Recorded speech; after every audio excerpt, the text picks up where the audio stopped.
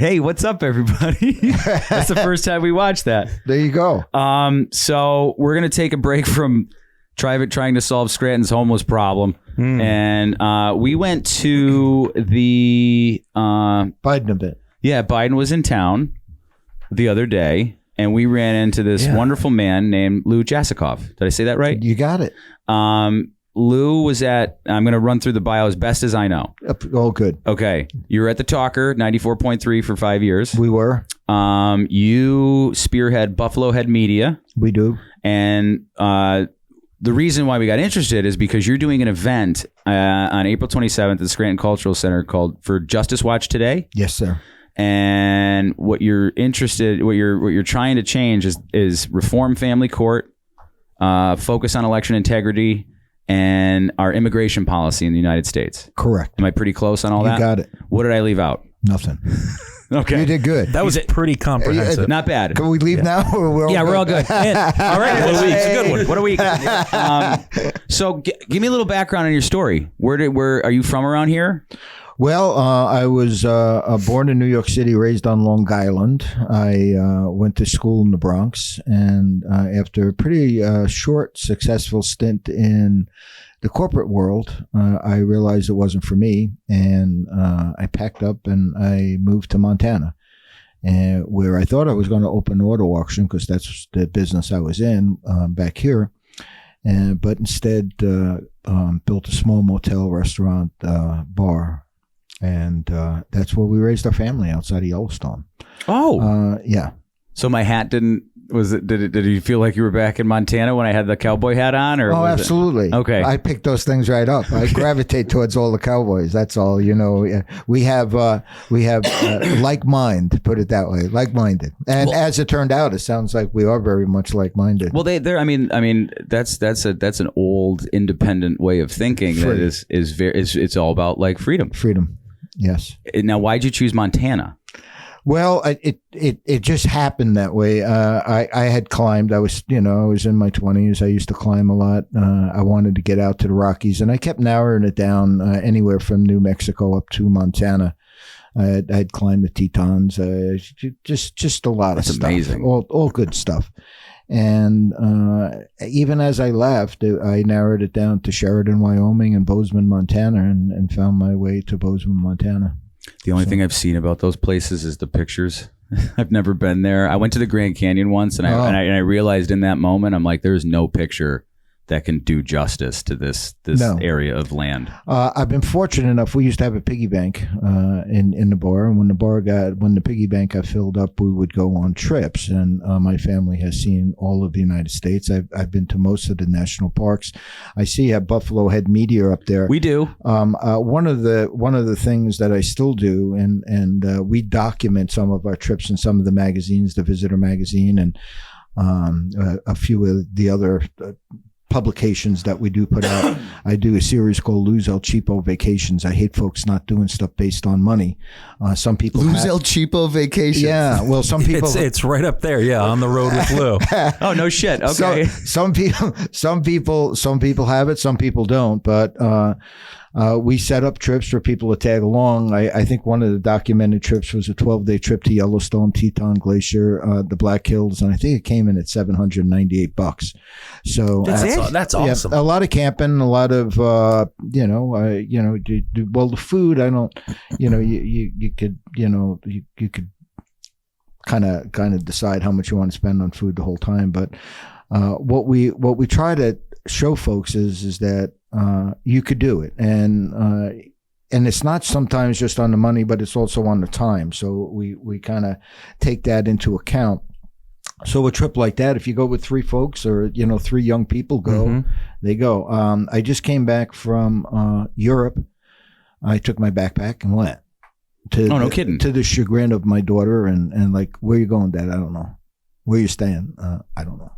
I mean, that's like a pioneer. How can you be doing that? I said, well, you've made it that long. It turned out great. Yeah.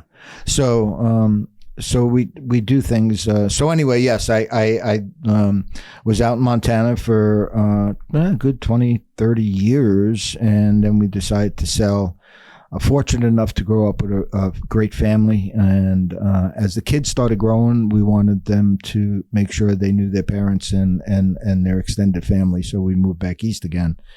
And my daughter got into Wilkes and eventually Keystone, and we bought a place right in Factoryville, outside of Keystone College. That's how we made it back here. I love it here. I find the people not all that different than folks out in Montana.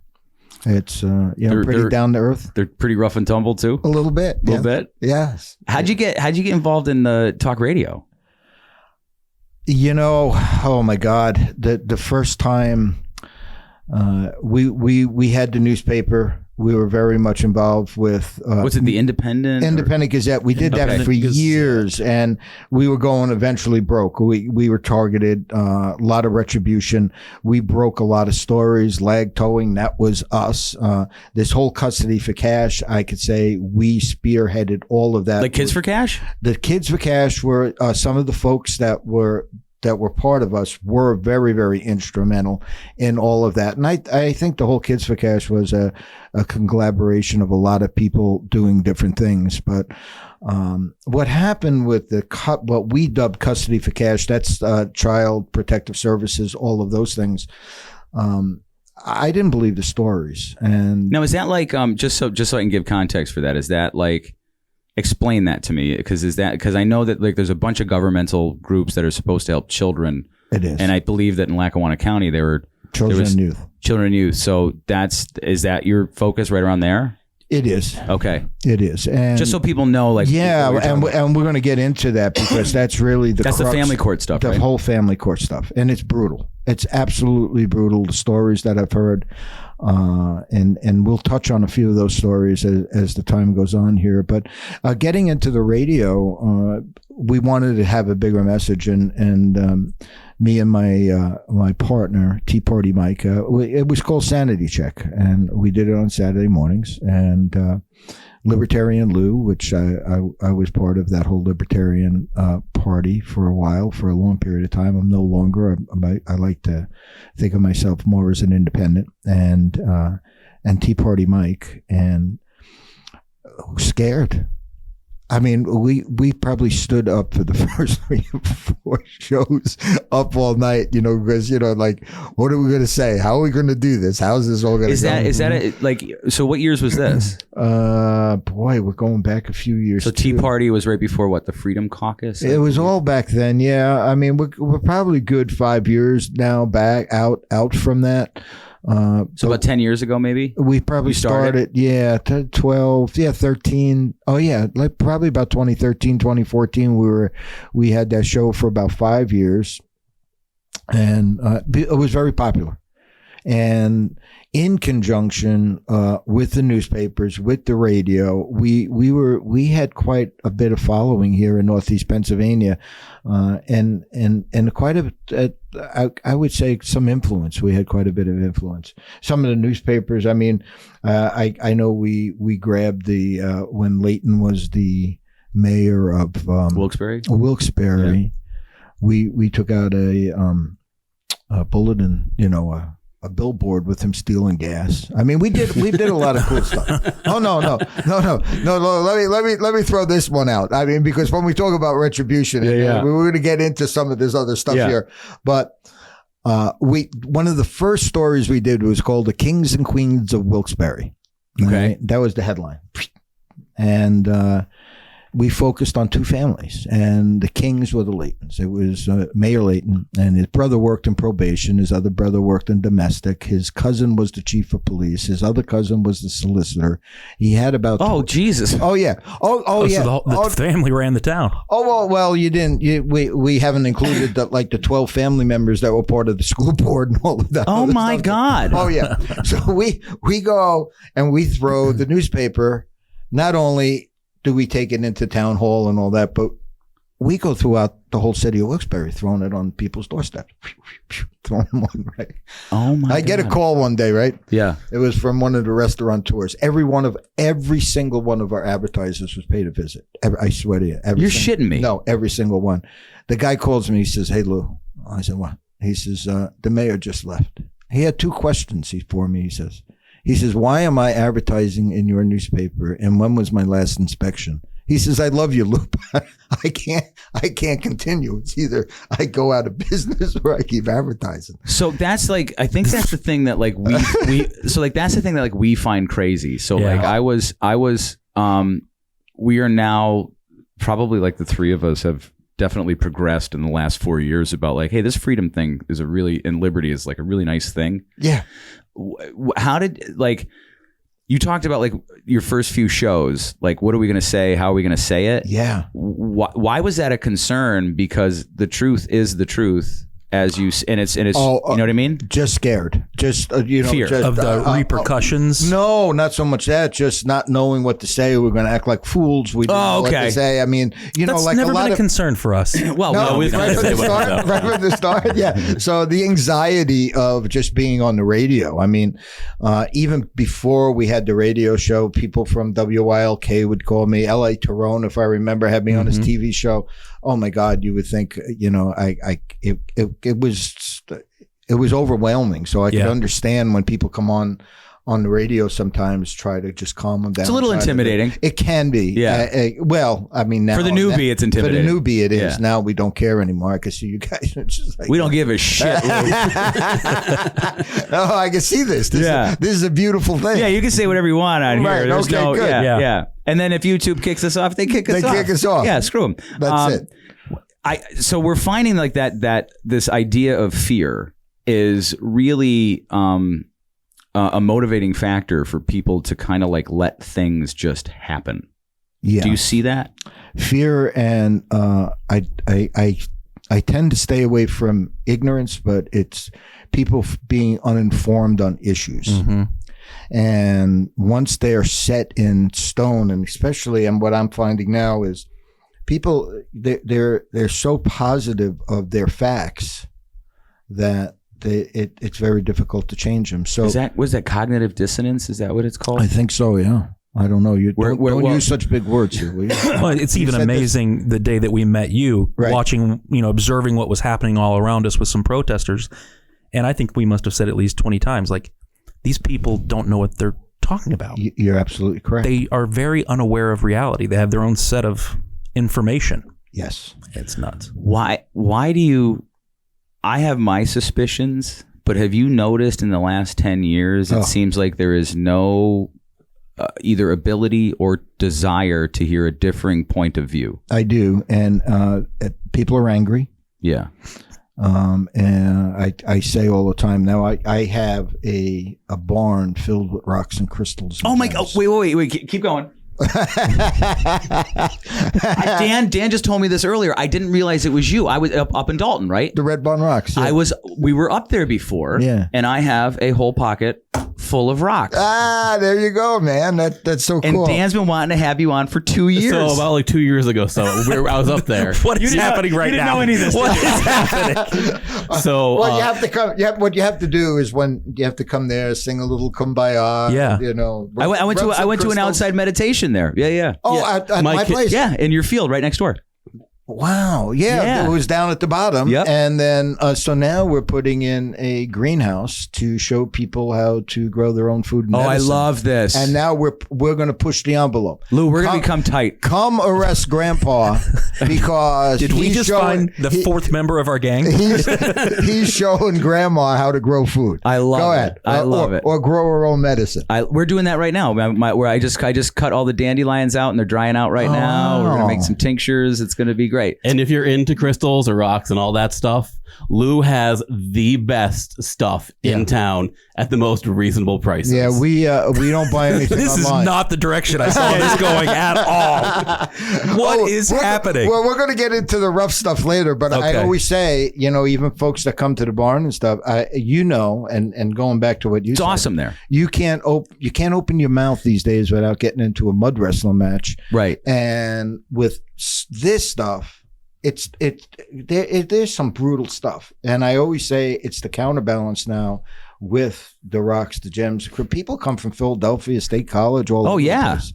Yeah, they come from a very long distance. I've learned over the last 4 years that there is this area between like science and like the metaphysical. Oh my God. And it's pretty wild, man. And I didn't realize any of it until I was like, I experienced it. And you can't explain it. It's like the Grand Canyon. I can't explain it to you. John Meyer was there with the WNEP and did the show on it. And I had mentioned to him, I personally don't feel energies off stuff like a lot of people do. And I said, hey, you know, when I first got into this, that people came in and told me they feel energies and feel all this stuff. And I said, I thought they were crazy. I said, now I think it's me because I've seen way too much. Yeah. I mean, you can't explain. I could tell you stories. Yeah. Can we do another podcast where we have time where you can tell us all about this shit? People traveling the cosmos with rocks and past life regressions, all kinds of I've done them.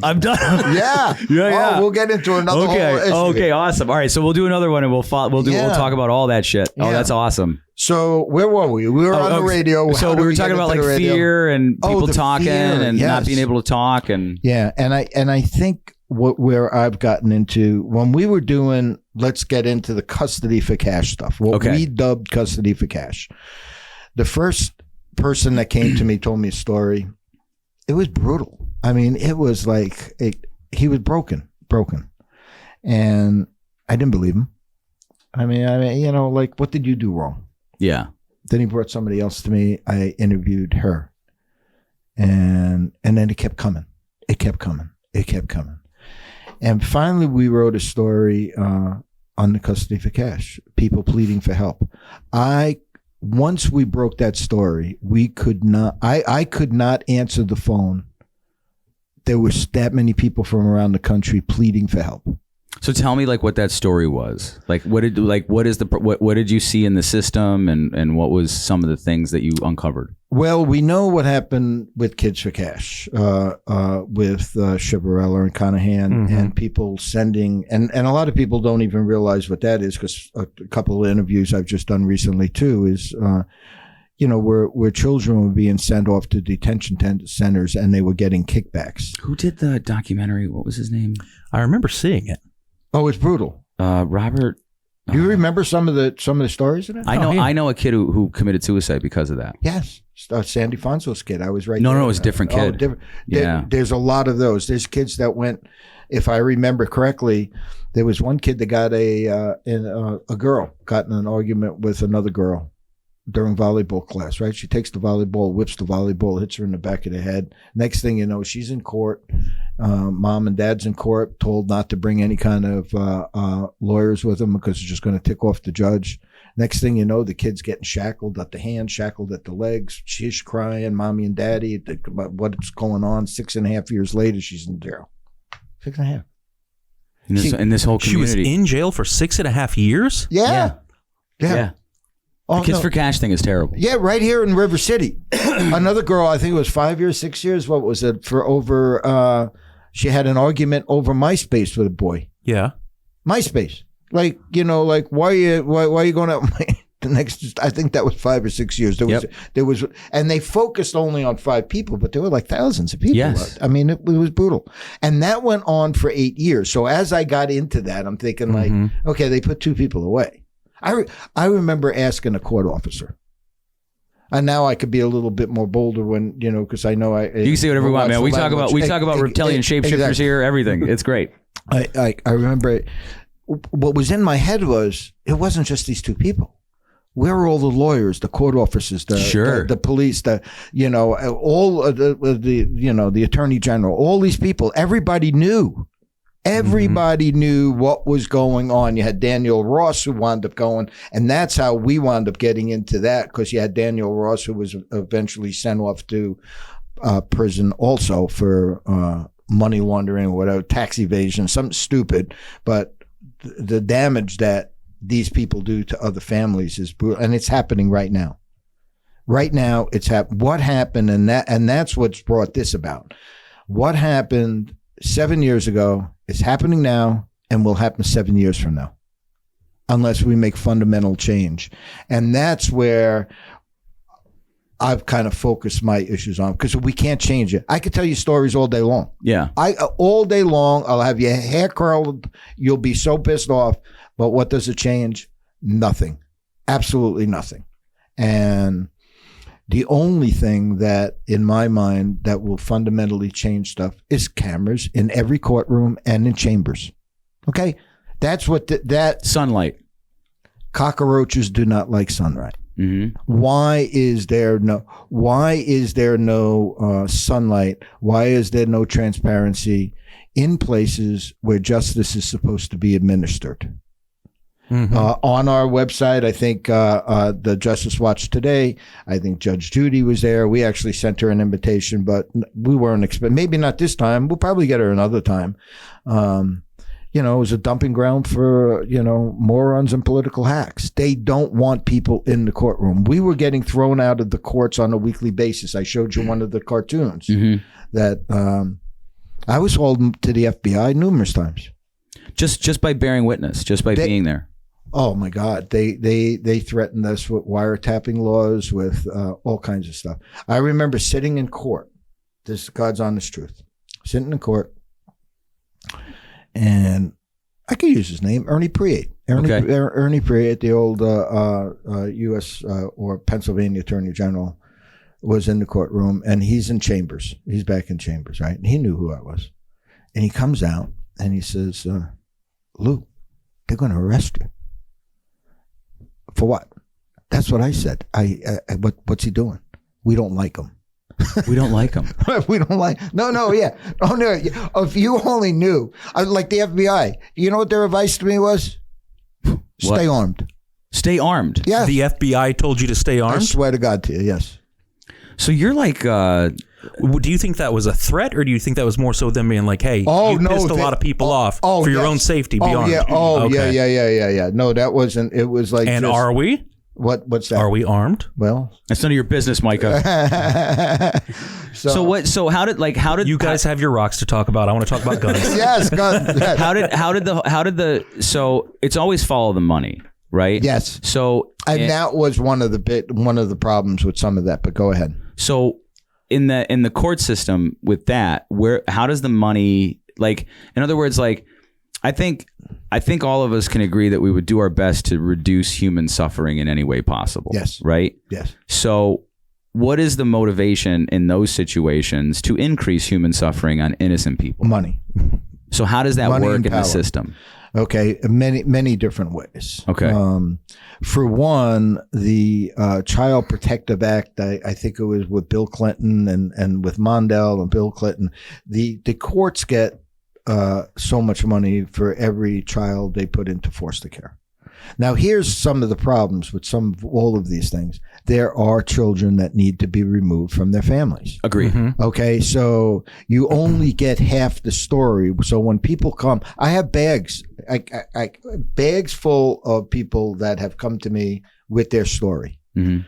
They are broken physically, financially, spiritually, emotionally, mentally, spiritually. Everything. If they take your kids or your grandkids away from you, it's devastating. It's absolutely devastating. I've seen way too much of it. Yeah. I want to keep continually pointing this out. I've never been part of that system. Okay. I don't have an axe to grind. But just like I was saying to you before, I remember asking one of the court officers, how can you go to, how can you not said anything? And he looks me straight in the eye and he says, you expected me to lose my job? Yep. And I'm thinking, holy shit, really? Mm-hmm. How are you going to lose your job? I think people would be flabbergasted the amount of money that some of these lawyers are charging. I'm not going to use names because there's reasons for that, and I don't mind using names because we call people out directly for that. But I haven't done enough of the investigative journalism. You want to be absolutely concrete, mm-hmm. Sure. Oh, that was one of the things that we brought out on our radio show many times because none of our stories were ever questioned. We were told if you lied, they sue you. Well, no, the part of that, right? But even other media, whether it was the Times, whether it was the TV stations, I mean, we were called. If people only understood how even the media works, or at least did, and it's probably even more so now. It's pretty well known that they won't talk about certain people because of their dollar donations that they give or their advertising dollars. It's a business. It's a business. Yeah. We would be called by a TV station. They would give us the information. Here are the facts. When you guys break the story, let us know. We will give you credit for it on TV, which they did, and then we could report on it. But we can't report it on it ourselves because it would hurt our advertising base. So they can report on the story that you put out. So, and that was their workaround. That was the workaround. And there's some of that still happens because we've experienced it. Oh, you have to? Yeah. Where it's and I'm like, someone said to me, and I said, wait a second, you know the same stuff that we do, and you have more resources and everything. It's like, why can't you? They're like, well, you have to do it first. And I'm like, I said, we're not the news.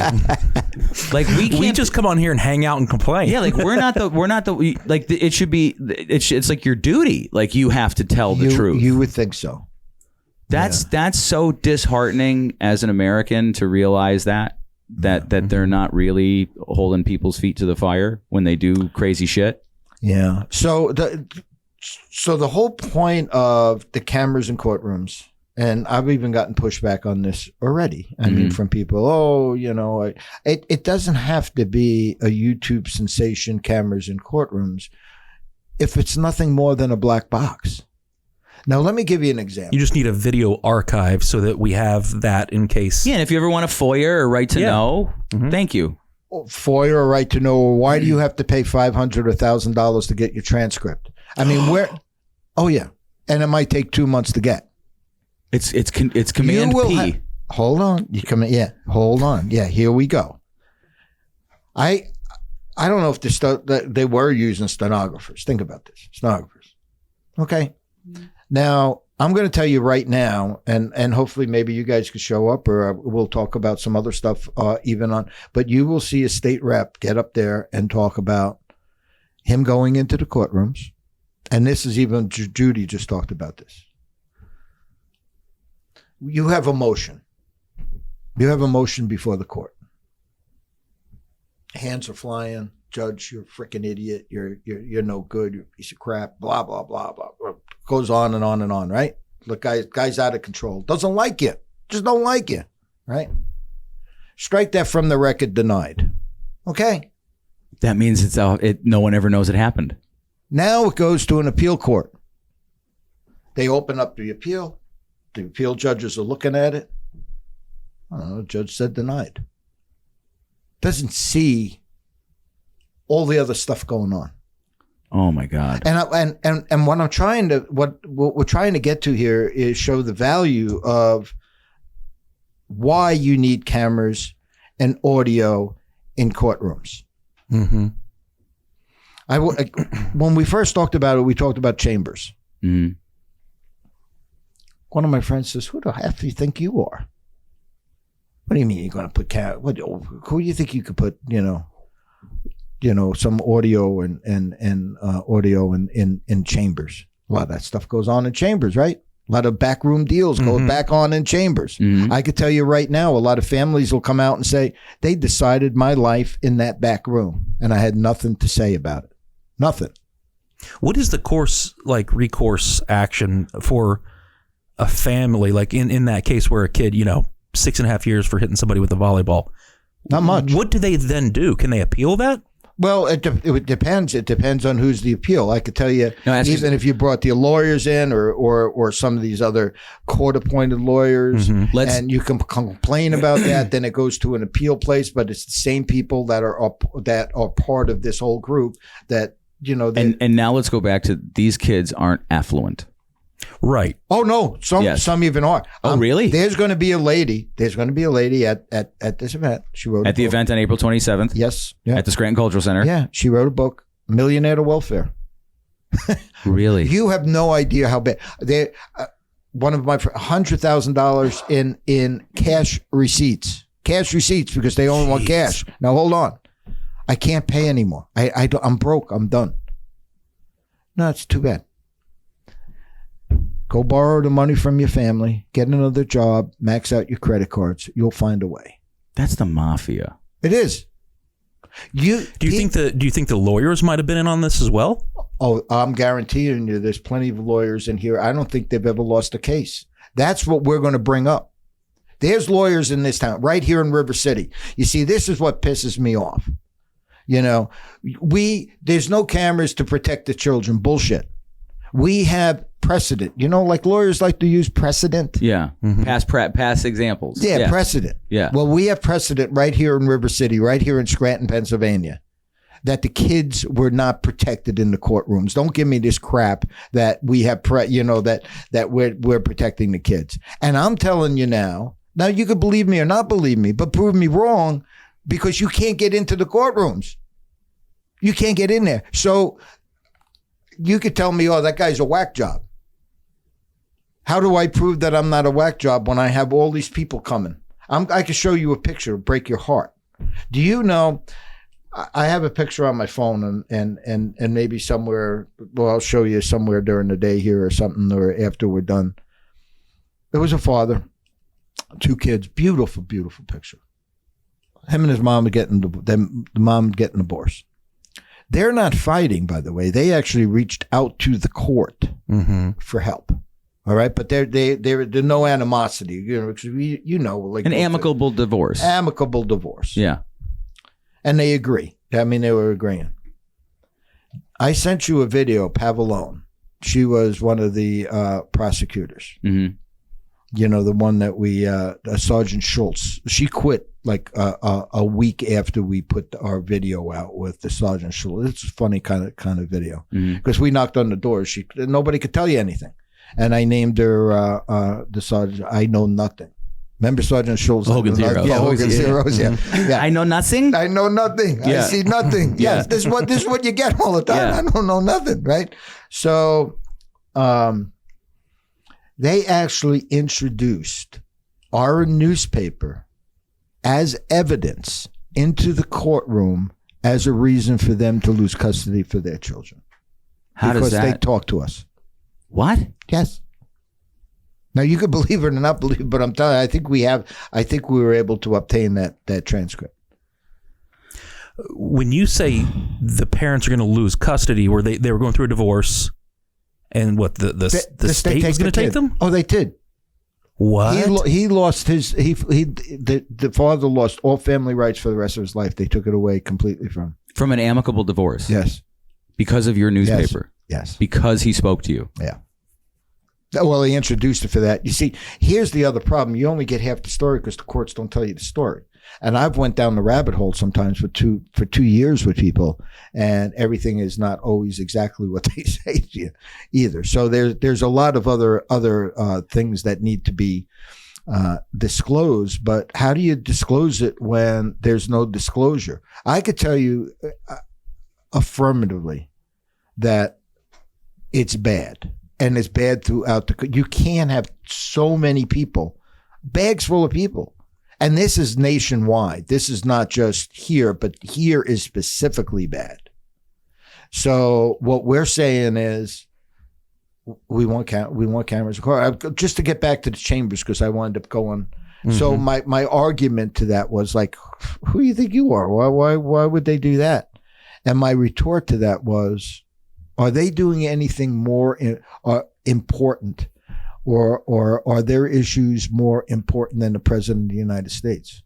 Well, no, of course not, Lou. I mean, you know, the president does a lot. So then why is all his telephone call recorded? There's a reason for it. So that you could go back and listen. Why is any of our justice, how justice is administered, being done in darkness? There's no reason to. Luzerne County just passed a thing with the courts. You have to turn in your smartwatches and cell phones. Why? What do they not want you to see? But here's the thing. At this event, you're going to have a state rep who's going through something similar. And he told me. As a parent. He told me, Lou, if they're doing this to me, I can't even imagine. And then that's how we connected. We sent letters out. I sent letters out in January on the 3 issues. One was on cameras in courtrooms. And I said, we're going to use the Gazette as we're gearing all up again as a scorecard. We're going to have a scorecard of every state rep. And are they for cameras in courtrooms or they're not? And it might take 2 years. We maybe have to run through the primaries. We have to run people against them. But sooner or later, this needs to be exposed, because I've been calling for open hearings here in Scranton, because you would have a line from here to Factoryville, Tunkhannock, for people that would come and complain about the behavior of what's happening in the courts. How many people do you think? It's mine. Like dart at the wall, like thousands. You think thousands of people are affected by this? Locally. I have no idea nationally. I encourage people to look up Senator Nancy Schaefer from Georgia. And she was exposed in this. She was murdered. Because look of up, this. Google Senator Nancy Schaefer, kids used for merchandise. For merchandise? Yeah. Because they need merchandise. They need merchandise to sell. They need to do this. It's very informative. We'll probably play that clip. In fact, that night? I'm sure we're going to play that at the video. It's like 8 minutes. What time is this event at on the 27th? Well, it's 11 to 5, but it's probably not going to go that long. You know, it opens at 11. We're going to talk briefly about the immigration stuff. Let's move into that. Let's move into the immigration. Where is stuff, the right? event at? Just Scranton Cultural Scranton Center. Cultural Center. Okay. Thank you. Yes. Yeah. And this week coming up, and it'll be at 11 o'clock. I'm just going to keep repeating Saturday, April 27th. Yeah, and then what'll happen is we have 2 state reps there. I have moved. My direction is I've been involved with politics and a lot of other things. I think I mentioned to you, I have a very good friend with Gary Johnson. I work with him. Mm-hmm. And remind me of that later, because I want folks to understand when we talked about rigged elections, stolen elections, all of these other things. I have a different take on that also. Okay. Because there's a lot of things that folks just are uninformed. Yeah. So I'm looking at the time. Let's focus on immigration policy, and then we'll end on election integrity. Election integrity. No, immigration policy right now. Immigration. Yeah. The only thing I wanted to get across with immigration is this. I've been on every state border, every single state border there is, bar none. I've taken a donkey over on the Rio Grande over to Boquilla. I was just this last month. I was down in Nogales. I've walked across the bridge over in El Paso over to Juarez. Was that Eagles? Yeah. Oh no, Eagle Pass is a little ways down. Little ways. Okay. Yeah, a little east of there, but for my own take, go build your wall. Go ahead, go build a wall. Go build a 10-foot wall. They're going to build a 12-foot ladder. Right. You can't have open borders with welfare state. That's how I've always said. I mean, you know, I don't care. They're going to find a way. People are going to find to get it. And it's always been about the policy. If our Congress fixes the policy, I encourage you to walk into China, open a Chinese restaurant. Go ahead. How long are you going to be there? You'll be part of the chow mein. Mm-hmm. Walk into Russia. Go ahead. Walk into Russia. Go up to ministry. Say you need a couple bucks for food, and you're going to open up a mini mart. You'll be on the Ukraine border. I mean, it's a policy. It's our policies that are broken. And in my opinion, and the constitutional opinion is this: it is the responsibility of Congress to fix the problem. And so I am laser focused on fixing problems now. That's why we're talking about changing the laws for the primary, cameras in courtroom. And so we sent the letters out to our 17 congressmen and our 2 U.S. senators. And all we want to get out of this at this particular point in time is Congress responsible? Is it your responsibility? So I don't want to hear about what Trump does. I don't want to hear what Biden does. I don't want to hear nothing. I want to know what Cartwright, how is he going to fix it? How is Muser going to fix it? because these are the people we could affect. We could stay on them from now until election day and make a real difference in saying, I don't care. You are the one, if we're hiring you to fix the problem. And then, of course, if they tell me they're going to build a wall, I mean, it's like, for me, it's just like, you got to be kidding me. Do you think that there's policies already on the books that they're not enforcing, or do you think that there's policies that need to be corrected? One of the biggest policies, as far as I understand, is the whole thing with claiming asylum, and they were going to address that with this bipartisan bill, and then it just got tanked. So let's just let people keep going. By all accounts, I don't care if you listen to Fox, CNN, MSNBC. I don't care if you talk to any of them.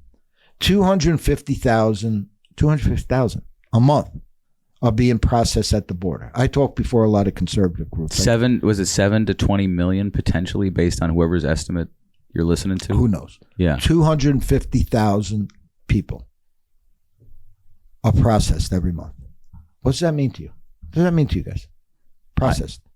That means that they go through the paperwork. They're coming here. And they come in, they're walking in. So when I really want to get some of my conservative friends like off the wall, I said, I guess we're secure borders, because they're coming. They're processed. They're checking in. Yeah. They're checking into us. And then they say, okay, come back in 7 years. They made it to the front desk and they're in the hotel. They're in the hotel. Yeah. And then what I try to explain to people, okay, I come to your door. I'm at your door. I knock on your door. I said, can I come in?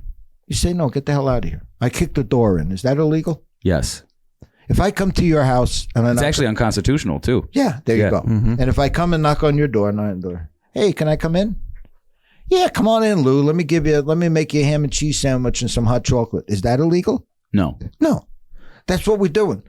Come on in. I don't know who's flying in and all this other. I go to some really, places where there's nobody around for hundreds of miles. I mean, literally. Uh-huh. I'm there. I see different things. People have no idea. It drives me nuts when I see some of these congressmen. Oh, I'm down at the border and they're taking a photo out. They have no clue what the border is. No clue. They're taking a picture. Oh, the first thing I want to say is I want to give a shout out to a border patrol and this and we have to secure our border. What did that tell me? It didn't tell me anything. We hired you to fix the problem. What is the problem? I don't even have to agree with politically. I don't. Yeah. So would you prefer someone who's like, I'm here, it's insane, it is my mission now to fix this? Yes, and there's so much stuff. You have DACA, you have the Dreamers, it's very, very complicated. I mean, you have government giving loans to these nonprofits. I mean, they're giving money out. I don't even know we don't even know half the stuff that's going on, and yet we'll fight over it. Build a wall. I'm against the wall. You're for the wall. Let's go outside and have a mud wrestling match. Yeah. I mean, in the meantime, you have, there's so much more involved. Well, we're fighting. Everyone's walking into the hotel. And everybody's walking into the hotel. Yep. Yeah. So as far as the immigration goes, we're gonna show a few clips, some of the stuff that people are just uninformed on. I could tell you right now, if you guys went down there, you could do great podcasts on anything you want. You could go down and find places that are like I did. I interviewed a border patrol guy. He said, Lou, I haven't locked my door in 20 years. He says, we need them as much as we need, it's perfectly safe here. It's the size of Tunkhannock Creek. You see, a lot of people don't realize too, the Rio Grande. I mean, it's not like we're not. And then, it's not the Colorado River. Right. And then I could walk, I go 20 miles down the road and guys are like, I'm ready to shoot these people. They're coming in there. They're ravaging my land. So depending on the narrative you want to say or sell, we got a problem. We can't, it just needs to be fixed. So once again, going back to this whole thing of let's fix the problem. We can't even fix the problem until we should really just focus on our two congressmen here and say, get them in a room. How are you going to fix the problem? What's that? All politics are local. It is. Yeah. No, there's no point in me shouting at Marco Rubio. No. You got to talk to your local senators and your local congressmen and get the because vote. If it was me, and you know what they don't like, Lou? They don't like to be shamed. Oh, well, if it was me, I would send those buses to every single congressman and senator, including Biden's house and Mar-a-Lago. I'd send a bus to everyone and say, fix the issue. Well, you see what they did in Martha's Vineyard. Remember? All those heartfelt people were waving them away. Yeah, there you go. They didn't want to be a sanctuary city anymore. We're really happy you're here. We don't have the room. Right. Goodbye. Goodbye. So because these other two issues are so important to me. Yeah. And like we have two congressmen, two state reps that are writing bills to address it. This immigration is too divisive. I mean, we could get into, I'm telling you, I mean, all you have to do is say the wrong thing. And I don't want that to take away from what's important, or not that immigration is not important, but, we have an opportunity to make a real change, and we need. And these are issues none of us should be fighting over. No, they're common sense. They're common sense stuff. So I want to move to the election integrity, and I want you to come back one day so we can have a longer conversation. Oh, yeah, especially about minerals. Tell me about where you stand on election integrity and why you stand there. Okay. So with election integrity, because the right has a way of understanding it, the left has a way of viewing it. Right. The first thing is you have to have the ability to get good people on the ballot. Agreed. Okay. I had to do a write-in campaign here in Wyoming County to keep my opponent off the ballot as a Democrat and a Republican. Oh, a crossfile. In an election, I wasn't even allowed to vote for myself in. Oh, because you can't get on the ballot. Yeah. Okay. I'm not in the primary. I can't. I'm an independent. I'm not allowed to vote. The Constitution of Pennsylvania clearly states there's no ambiguity. All elections shall be free and equal, and have a right to suffrage. It's only 2 lines. Article 1, Section 5 of the Pennsylvania Constitution. It's very, very simple. And yet everybody I talk to, they've been talking about this for 10 years. Oh, you're right, Lou. You should be able to vote. Yeah, okay, great. I can't. And neither can the growing number of independents in not only Pennsylvania, but in the country. They're the largest political party in the country, aren't they now? We're not allowed to participate. Isn't that crazy? Yeah, we're not allowed to participate. So what I've said is you're either a party partisan or you're a constitutionalist. You shouldn't have to join the Moose Club or the Elks Club to be allowed to vote. I joke about that all the time. Right? You have to join one of the clubs. If I told you that you had to join the Elks Club, you have to join the Moose Club. That's insane. That's how I say it. No. I mean, but you're absolutely right. But it's insane to have that. Do you choose? Like, what was the thing somebody said to me? Do you elect, or are you allowed to select your people? And that's what it is. It's almost like a corporation where it's Bob and Bill are your 2 choices, but Margie can't run because. Do you remember when Putin won his last election? I think, and Trump came out and said, "Congratulations!" But I remember the left went crazy. Yeah, and they were saying, "Well, how can you congratulate? It's a fake election." Blah blah blah. I said, "Fake election." I says, "Putin's alive and well in Northeast. We don't even fool around here. Make believe that we only put one person on the ballot." At the time, over 50% of our state representatives ran unopposed. I mean, seriously, 50%. Yeah. Now it might be a little different more now, maybe, but when I was talking about it, yeah, it was I think it was 52% of the state representatives because of gerrymandering, all these other things. So we don't fool around here. Okay, we just say, and all the actions in the primary. Now I know specifically what happens is that I was involved with an election in over by Wayne, and it's run by the Republicans, and there were other Republicans running. More Tea Party, more independent, blah, blah, blah. But what happens is when you can't have independents, when you can't have other folks maybe be part of that, the party loyalists come out and they put, so nothing changes. You keep getting try to get maybe some new blood, somebody under 80 years old into Congress or something else like that. it's very, very difficult. Now, I want to be clear on this too, because I'm all if the Republicans, Democrats want to close the primary, I get it. They don't want greenies, they don't want libertarians, maybe picking it. That's cool. I understand. Either they pay for it, but don't stick your hand in my pocket to pay for your stuff, and I can't even participate. Can I ask you some questions for like clarity on an open primary? Yes. Go for it. So is the idea behind an open primary that anybody can be on the ballot and everybody can vote for any of the candidates? Yes. So is there, and this is something that I noticed in some of the primaries, the Republican primaries, I'm watching a lot of people in the exit polls on TV being interviewed saying, in open primary states, I am a Democrat. I will be voting for Joe Biden in the general, but I voted for Nikki Haley because I don't want Trump. Very good. So how do you prevent something like that where you have people from opposing parties or just trying to meddle in, because at the end of the day, Republicans should be able to pick their candidate. I agree. Democrats should be able to pick their candidate. I agree. So how do you prevent there being gamesmanship with an open primary? Because I love the idea of an open primary. I'm an independent as well. So I can't vote in primary. So as an independent, or maybe there's somebody on the independent party that's running, and then you're able to vote. There's a number of different ways. States do it. There's a lot of different ways that the states set up the rules, and a lot more ways than you folks think. I was just invited to a group down in Miami. They picked 20 people to go down there, and this is about called the presidential election reform, whatever. So there were 20 people that were picked, no money spared.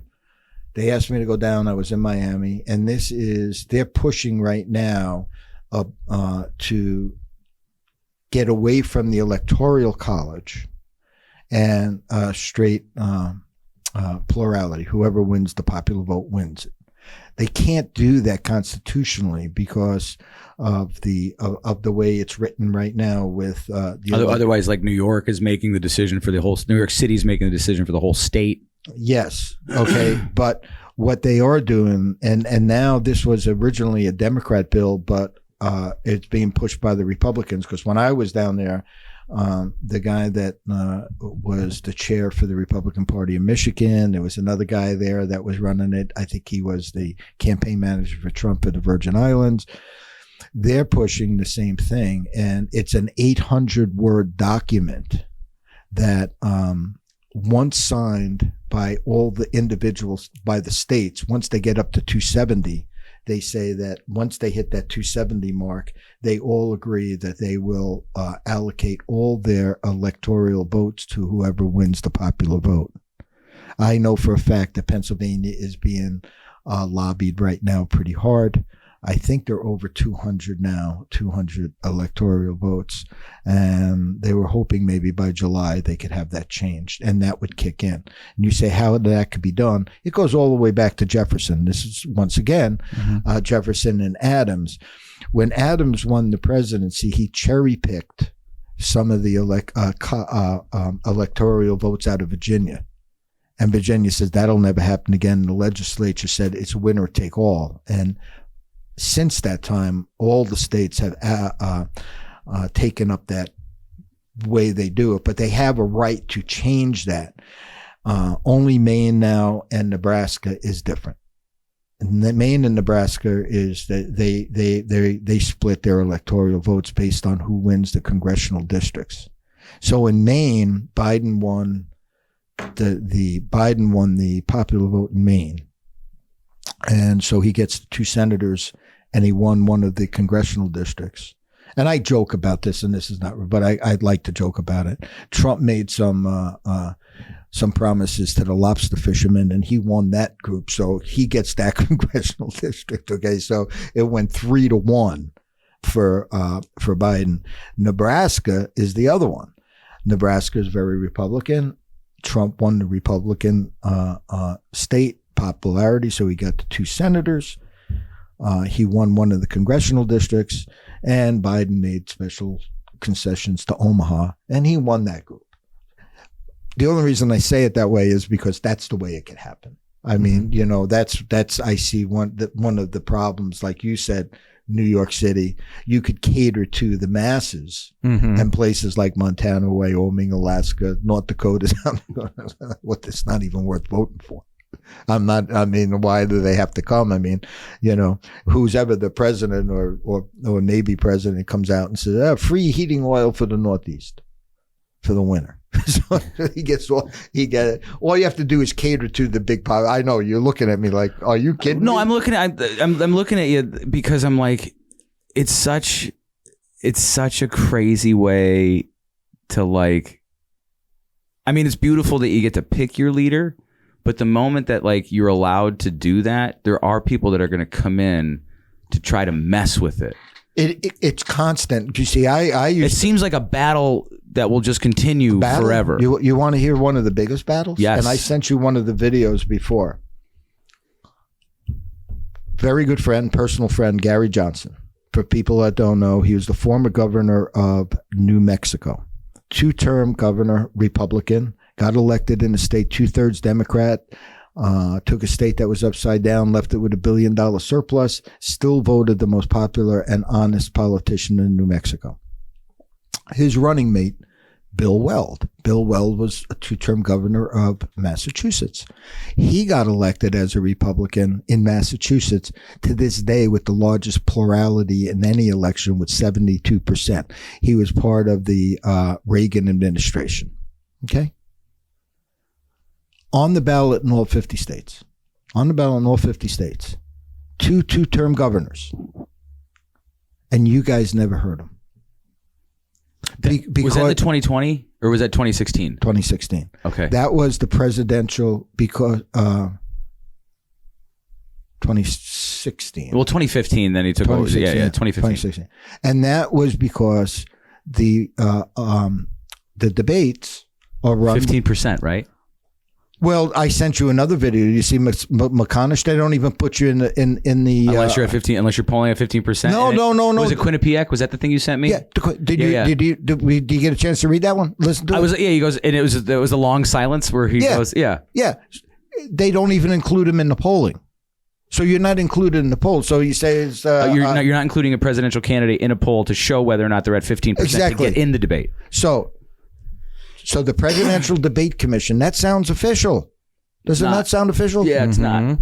It's a 501c3, and I say it on the radio. Don't believe a word I say. It's a 501c3 corporation owned by Democrats and Republicans to ensure never again will there be a third party on the stage. They learned their lesson from Ross Perot. You got it. Yeah. Because this is why they're screwing Kennedy right now. Exactly. Yeah. Yep. Yes. And now the other candidate said, well, because Kennedy might have enough juice to be able to, force the issue to get on the stage. But now they're saying, well, nobody's going to have debates. What is going on in our country, man? It is. So what happens once again? Okay, let's just get. So once again, everybody has their theories. Elections were stolen. And I was saying they're all rigged. Yeah, they're rigged. They're rigged by the Presidential Debate Commission. They're rigged by gerrymander. It's been going on since day one. Okay, so how can we fix a problem that we have in Pennsylvania? That is to fix the primary, to allow good people like ourselves to have the ability to vote, either for people that we want to get on the ballot or in an open primary. It doesn't, I think the way the bill is going to be written, there's no parties. I mean, other states, I think there's 26 states that have open primaries. There's all kinds of things. You have ranked choice voting. And there's I don't like that ranked choice. There's all different kinds of. There's a whole bunch of other stuff out there. Why can't it just be like, here's your options, choose? Yeah. I don't. That's and I think. What time we have to finish? 6:30. 6:30. Oh, okay, good. So we got time. I do want to get a little bit more. I want to tell you some of these stories about custody for cash and some of these other issues that happen. Yeah, let's. I want to reiterate again. April 27th, at the Cultural Center in Scranton, 11 a.m. 11 to 5. Yes. Can you name who's going to be there yet? I can. Certain Jamie Flick for sure. He's the state representative out of Williamsport. he will be introducing a bill that he's getting. He texted me here just yesterday, a day before. He says, Lou, I'm on the House floor right now and working on co-sponsorships to get a bill. We think we could get this out of committee. There's enough. Which is a hurdle in it. So it's the whole hurdle. Yeah. It's a whole, because I tried to do this 7 years ago. And at the time, who was in charge of the judiciary and was the chairman was a guy named Greenleaf, who owned a big law firm down in Philadelphia or something. He told me, he said, forget it. He says, you're wasting your time. It's never happening. I will never let a bill like that reach the floor. So you have, which goes against the people's will. Oh yeah. And when you looked at where he was getting all his money from and everything else, it's all trial lawyers and you know, it's tough. But instead of us whining about things and doing things that we can't change, this is a fundamental change. So from here moving forward, no matter, I don't care if there's 2 people there on Saturday, 100 people, 200 people. I have no idea. We're getting it out. I was just with Epic Times today. I mean, they're going to be covering stuff nationally for us. Oh, nice. Yeah. I mean, there's going to be other media outlets, but it's afterwards, the promotions, and then saying, okay, these are the people that are on board. And we just keep talking about it. We'll keep bringing it out. I mean, you guys could even call up one day, you know, every once in a while. Hey, what's the scorecard? Okay, well, these guys told us to scratch. They told us to win that. We don't need to know what they're thinking about. I mean, you know, give me a break. What makes you not give up? What makes I don't you know. Keep going? Oh, like these are really intense things to. Yeah. You know? My crystals. That's it. Is it for you? Is it just love of the game? You know, or is it just you have this passion for truth, or what is it? It's definitely the truth. There was, like I said, I have no skin in the game. When you, a lot of my friends can't even hear the stories anymore. It would really it breaks most people when you hear I mean you wouldn't even. What these families go through, you mean? Yeah. I had a guy come to me. He says, Lou, he said, I was ordered to get 130 drug tests so far. Oh. He said, I don't drink, I don't do drugs. Okay. He said, I went to the judge and told the judge, listen, I think the guardian ad litem, which I never knew what a guardian ad litem was. I never heard the word before. I don't know. That's a lawyer they appoint to supposedly watch over the children. Guardian ad litem sent me for 130 drug tests. And I think she's overcharging me because you have to pay for it. Yeah. Okay, you pay for it. Yeah. Okay. The judge says, you're delusional. Before you get to see your kid, you need to go to Harrisburg and see a psychiatrist. From Scranton, go to Harrisburg. All right. What you don't know is I think at the time it was the mother-in-law of the judge that owned the drug testing company, but that's irrelevant here in Scranton. Sure it is. Yeah, that's nothing to do with anything. Nothing to do with a thing, right? So I said, first of all, I says, I have to see the drug test. I believe you, but I don't believe you. So we bring the drug test. Trust but verify. Yeah. And then he says, I want to bring the letter. I still have the letter. I want to bring the letter from the psychiatrist. Before you come see me, i.e. before you get to see your kids, you need to sign over your HIPAA rights and bring a cashier's check for $10,000. No. Oh, that's not much for some of the other stories. Holy what was the check for? For I guess for his fee. The judge's fee? No, the psychiatrist's fee in Harrisburg. What? Yes. Oh, and they have them over the barrel. There's nothing they can't do. Here's another one. Here's another story. But cash. Okay. I was going to ask, how does the cash come into the storyline? But it's huge. Do you think judges are getting kickback? I have.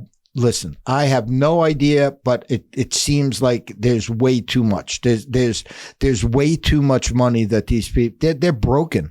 I'm telling you, they're broken. There are lawyers, 50,000. You know, after your 50,000 goes out, he can't take your case anymore. Then you lose your kids. We're not talking about like drunks, evil people, like evil parents. We're talking about like regular folks, blue collar. No, even high collar, depending on who you are. But if you're going through a custody proceeding, they can take advantage of that. That's for sure. But once again, cameras in courtrooms, it goes to elder. There's all kinds of other abuses out there that goes on. Yeah. And the behavior of these judges and stuff, and all, they're all handpicked. You guys think you're voting for them, but they're all handpicked, or they're running unopposed, or however it is. I mean, there's a clique, and if you buy your justice by buying a lawyer. You buy your lawyer, and if good friends with the guardian ad litem or whatever. I mean, it's bad. I didn't know we were gonna. I didn't know. So I didn't know we were gonna talk about this. Here's another one. Yeah, I feel like we're getting into another documentary series. I wish we could, because it really should be. Do you know anybody who can finance us? Because I can't do this all for free. I'm working on it. Hey, he's going broke. I'm trying to save the world and losing everything while doing it. I don't know if you heard about Lou's newspaper and what happened there. It's not the best story. Thank you. And you know what saved it? You know why we're all resurrected? Why? Rocks and crystals, baby. No shit. No, it took off. I mean, it's been very, very successful. That's amazing. Yeah, people come from all over. Do you need us to do a weekly column in the paper once you bring it back around? Yeah, well, this is going to be a monthly paper like we did once before. Once a month? Once a month we did. But what happens we is could call it What a Month? What a Month. Yeah, what a month. Right. Everything's still screwed. Not only that. Pretty terrible again. Yeah. It's a 3-word column. Yeah. Yeah. But we'll do the online stuff. So we'll see. I mean, we're looking at this now too, and in the same boat, because if it gets funded, we're going to just keep growing. Good. So I understand that, because that's how come it was all volunteerism before, trying to change the world. We had a big group of people, big group. We had newspapers in Wilkes-Barre, Scranton, Berks County, Carbon County, Trenton, Arlington. And you covered all of them? Yeah. Maybe this was way bigger than we had a lot more influence, especially locally, than most people give us. How do you cover all those areas? It was all just volunteers, just calling in from Bucks County, and they would print. No, we had separate printed papers there. We had people in Berks, and we had people in Carbon County. In fact, the Carbon County newspaper, they were able to flip the whole school board down there with the newspaper.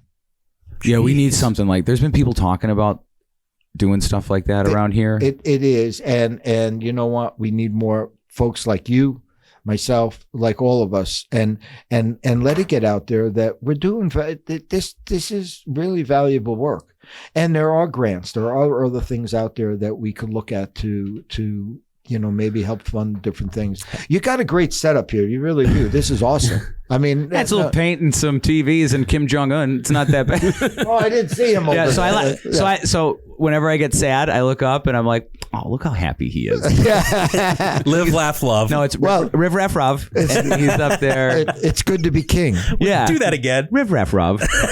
Look, man, Team America, like you can't, that was Team America. It's like, screw you, Hans Briggs. Like, we can talk like that about evil people. There'll be a girl at the, one of the girls. You see, first of all, it's very difficult for people are intimidated even to come talk.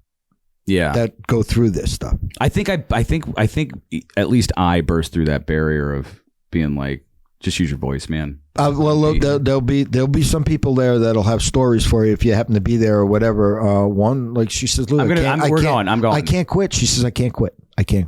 She says, I haven't hugged my child in 8 years. That's insane. That's absolutely connected in America. That's connected insane. Here. Oh no, it's bad. And in this particular lady, I know her. I mean, we're not talking whack job lady. Yeah. I mean, there might be things that are going on, but like certainly after 5, 6, 7 years, you don't see anything. I'm probably more weird than they are. I mean, so you know what I'm saying? I mean, it's not like, I mean, certain people, if they're, you know, strung out on drugs or doing other things, and there is, I'll give you, here's another example. Okay, here's a brutal one. Lady calls me. I have the interview. I'll share it with you here one of these. I still have the interview. She calls Video, audio? Video, I think, mostly on this. Okay. She says, listen, I'm going in for surgery tomorrow, back surgery. And I want this to be my last will and testament. Can you come in case I don't make it out? Oh, my God. Her ex took her, threw up against the wall, broke her back. She was telling CYS, connected people in Tunkhannock, that her 2 little girls were getting raped. Mm-hmm. Okay. Now, by the dad? Yeah. Okay. So think about this.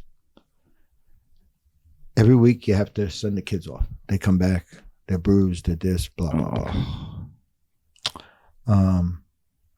So she tells me the whole story. The guy was brutal, but connected. He's in jail for life now because they finally caught him raping the kids. You see, what happens is there is so that's almost an anomaly because you see that a lot. You're going to hear people that'll come and talk about how their men and fathers are alienated from their children. And so much of this stuff, it's not. You would think that people would want to try to keep families together, keep grandparents together, do all those other things. I'm reminded of one story. Husband and wife divorced. The mother has the kids for Thanksgiving. Father calls, say, hey, listen, Mary, whatever it was, Mary, my parents are coming down. Would you mind if I have the grandkids? I have the kids for. Mary says, no, well, that's a great idea. The kids need to know the grandparents. I'd be happy that, my parents not coming down. I'm not doing nothing. Yeah, take the kids. He has to call the court to let them know because that's in the court thing that the kids.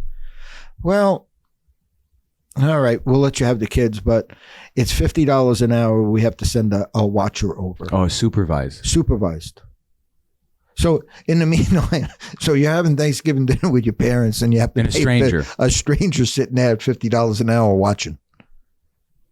That's insane. But there's a lot of stuff that just doesn't make sense. But very, very often there's a lot of money involved, a lot of stuff that's going. Because people would come and tell me all the time. I mean, when I tell you I have bags of stuff, and then around the country, and I'll bring that up once again about Nancy Schaefer. Former state senator from Georgia. Kids used the one who was murdered. Yeah, she has some great evidence in there, and she talks about the background of how a lot of this stuff has happened. She said there were hundreds of people that came to her too, but it's around the country. But it all operates in darkness. So you don't have, seriously, the more I started thinking about this, why can't I just get a transcript? Even if you as a defendant, why can't you go in and audio and video yourself? You don't have to ask the court for a $800, no, for $200, I can get a camera that has a microphone and a manipulated transcript. Yeah. Stricken from the record. It happened. You see it, strike it from the record. That's right. So I thought, let me just look. We had some. We have 13 minutes left, Lou. Yeah. Custody for kids. I'm so afraid to get into another topic. Well, these are gag orders. That one, I called the judge in Colorado. I told her I'm talking on the phone. I says I could care less what you think. These are some custody for cash. Here, this is shredding documents. Here's the thing with the mayor I mentioned. We took the billboard out. Let me see. Damn. Yeah, shredding of documents. So how much does it cost you to produce something like this? It was a couple thousand per month. Yeah. Lou, you're a goddamn warrior, man. Yeah. No, are you all alone doing this, or? My wife died. Oh no. We have some. We have. You've help? Oh yeah. Okay, because I was Now we concerned do. it was just Now- you. No, Mike, Tea Party Mike. He is a pharmacist. He had moved to Texas, but moved back here. We have. You know, I you know what? I won't even mention the names because you never know. But I don't need to know. I just want to make sure it's not just Lou. Oh, I couldn't do this. Okay. There's Say this is a lot of work. Putting a monthly paper out like this. This was too much. Too much. So are you going to do? So you're going to try to move into like a website and digital content? Or? We do that now, and Okay. then the smaller version is just a 4-pager, and it basically is just driving people to the website. How are people picking up on it? Because I'm seeing that like the what would you call it? Corporate media, legacy media, their numbers are just dwindling and dwindling. They are. In fact, when I spoke with some of the reporters from the Times, I said, you know, like it's constantly dwindling. And how do people? What Times? The Scranton Times? Yeah. What did they say the numbers are? He just said it was getting bad. Was that recently? Oh, just at the Biden event. Oh, like 4 days ago. Yeah. Oh, okay. Yeah. All right, good. And it was one of the reporters that I've They known. wrote some pretty bad shit about me, so I'm. Did they? Yeah. Oh, that's okay. Yeah. Yeah. Well, join the crowd. Oh, they got you too? Well, but we had a pretty big voice. You see, here's what happened. When people said something that Saturday, they were talked on the radio. And then I filled in on WILK. I mean, so we just say, and then we would call them out. Come on the radio. If you have something to say, come on and let's have a discussion. Did anybody ever take you up on that offer? No, because no. Oh, We've offered that a couple times. Oh, no. Like we're not like the thing. You chicken pieces, you know, like come on. We're not. I don't think that we're shitty people. I think that like especially us, like we're pretty pragmatic. We're not rude. I can see that now. You know, and if we don't disagree, like you know, Dan's a monster. Yeah, you can tell. yeah. But and my whole thing, we gave everybody a voice. And then even when we had Tweaks Cafe Radio, that was not only the politics, but we also, we did a lot of the metaphysical, psychics, mediums, Akashic card oh, readers, dude, I got to talk to you. Ghost hunters, Bigfoot hunters. Okay. So we have 10 minutes. We have 9 minutes left. Flat earthers, 9/11 Okay. truthers. All We right. had everybody on. Did you really? Oh, yeah. And would people tune in? And Oh, my God, it was great. And was it better ratings than everything else? it was a lot of fun because I was going to say it had to be more fun. It was because what happened is, and we gave, and well, even in the politics, we gave everybody a voice. Like even Which is important. You have to do that. You should. we gave everybody a voice as long as they were able to talk respectfully and intelligently. You see, I really don't care what you think, and I don't mean that like not what to think. Yeah. I learned stuff too because I don't have all the answers. Yeah. Like when we would have congressmen on stuff like that, I would give them the questions ahead of time. But what I wouldn't let them do is do the 3-card Monty or the Texas 2-step. Right. Because if I told you we're going to ask you this question, And you answer a totally different question. we want an answer. Like and we stay dogged. Well, Yeah. you didn't answer the question. What do you mean? Well, we're asking this. Where do the buffalo roam? Yes. Where do the buffalo roam? Yeah. Answer that. Answer that. Yeah. Yeah, and stay on that. And What was the topic that you liked the most that was kind of out of the traditional, whether it's aliens or Oh, you mean on that? just like what is the topic that would pique your interest the most, or at least be the most entertaining or interesting? I think they were all. They all are. Oh yeah, we did like. I had to stop a few things. We had the Akashic records. I don't know if you know. What I've done that. Have you? Yeah. Yeah, that's awesome. I haven't. So I had a recorded. lady doing the Akashic records. She stops right in the middle of the show, right? Okay. Live radio. This is amazing. She says, Lou. She says, there's a knight behind you, right? What are we talking about right now? A knight. The Akashics know. The Akashic, right. Stay out of this, Micah. I said, why is there a knight behind me, right? She says, well, that's you. I said, what do you mean that's me? She said, yeah, 932 England, you have the shield on, blue shield, blah, blah, blah, and you were a very accomplished jouster, right? So I say to her, I says, well, I hope I was a knight in shining armor. She says, oh, no. She said, you were quite tarnished. I said, why is that? She said, you were a bill collector. Now, if you know anything about me, and she says, it was worse than that. If they didn't collect, you take them to the castle and work them over, right? So you were like I go home to 932 England. All I see is like Monty Python and the Holy Grail. I said, okay, she got that screwed up.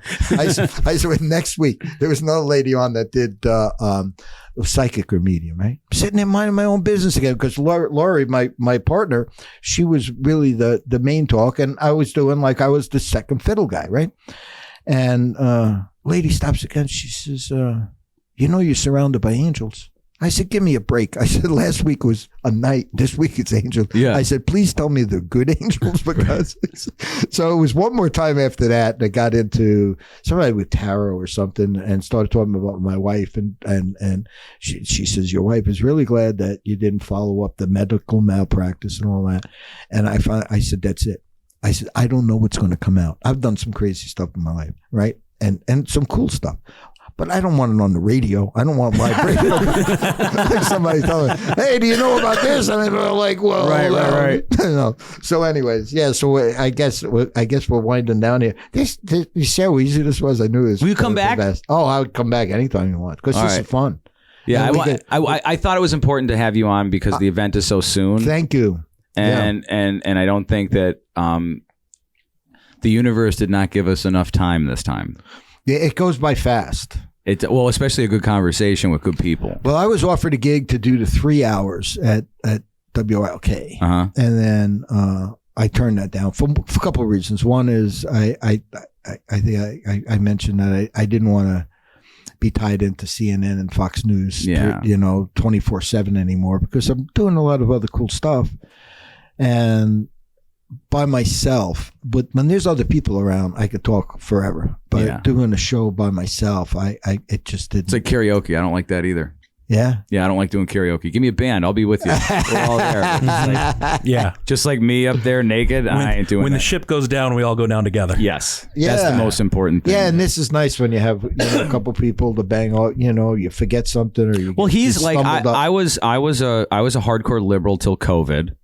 Dan, I think, has always been some sort of conservative, yeah. Right. And Micah is, I guess you would be fiercely independent or fiercely independent. Not fiercely independent. I mean, I'm a registered independent. Okay, we have to do this. Okay. Mm-hmm. So my political signs when I ran for state rep was Jasikoff, fiercely independent. Mm-hmm. That was my thing, right? So now, okay, well, this is going to be a good way to end. At least a couple of laughs. So now, I'm at the the election thing there, right? And a bunch of the college kids are coming, right, to vote. You're Jasikoff. Can we have one of your signs, right? And they start taking my signs, and they changed Jasikoff to a C. Jacko, fiercely independent. and then one of my friends called me, right? Said, Lou, do you have any of those signs left? I said, what do you? She says, my daughter's in North Carolina at NC State. She wants 2 of your signs. Oh my God, they sent them all the way down there. Oh, it was all over the place. So That's when you awesome. said fiercely independent, it just brought up another story. I mean, I could tell you stories about all kinds of things. That's funny. We could talk about. Well, I want to thank Lou Jasikoff for coming. Well, believe it or not, that's the way we used to spell it. My name used to be spelled Jasikoff, and then after we had because the C is an S. Now we changed it to an S, because we changed it legally. My dad said, I can't be a Jasikoff anymore. yeah, your 6th grade is, you go in to say, it's just Lou Jasikoff here. Yeah, teacher, I'm back here. I'm in the corner. Don't look at me. I'm in the corner. Right. Middle school is going to be rough for this kid. Right. There you go. Lou Jasikoff, it's been an absolute pleasure. Yeah. Check Buffalo Head Media. Yeah. And everyone, Justice Watch Today is having an event. And the website's justicewatchtoday.com. JusticeWatchToday.com, an event at the Scranton Cultural Center on April 27th from 11 to 5. And you are going to be educating people on family court reform, election integrity, and immigration. You got it. And we're going to have special guests. Yes. Perfect. Perfect. It's gonna be fun. Are we going? I'm already going. I don't care what you guys. I'm an independent person. I'm going without you. I don't need you. There you go. Honestly, no, you don't. I hope you had a good time, man. I really enjoyed this. Oh, this was. I can't wait to tell folks about your podcast. We can't either. We need to monetize this. I get it. Yeah. Yeah, you're talking to the right guy. It's tough, man. They, all these news around here created a vacuum, and nobody's filling the spot. And the only thing that we've come up with is people are just really hungry for truth and hope that everything's not going to be terrible. They are, and if you're willing to, open your mind a little bit. Open your mind a little bit, and really not be so closed about a specific. A political ideology, because I'm not. I don't. I mean, there's good and bad on both sides. It is, and I said that before. I find people are uninformed, not necessarily, and by the lack of knowledge, they're forming ideas that are just not based on no critical thinking. There isn't. No, and we could help them. We should. Especially when there's some humor involved and some other things. And we don't take everything so damn serious. Lou, when everything's going to shit, you got to laugh. You got that right. Yes. It's the only way. Otherwise, if you don't laugh, you'll cry. Otherwise, we'll join the other lemmings and jump off the bridge. There you go. You got to do that. All right. Lou Jasikoff, April 27th, justicewatchtoday.com, 11 to 5 at the Scranton Cultural Center. Hope to see everybody there. I don't know if these guys are going, but Lou's going to be there. Thank you very much for being here with us. Thanks, you guys. Perfect. What a week.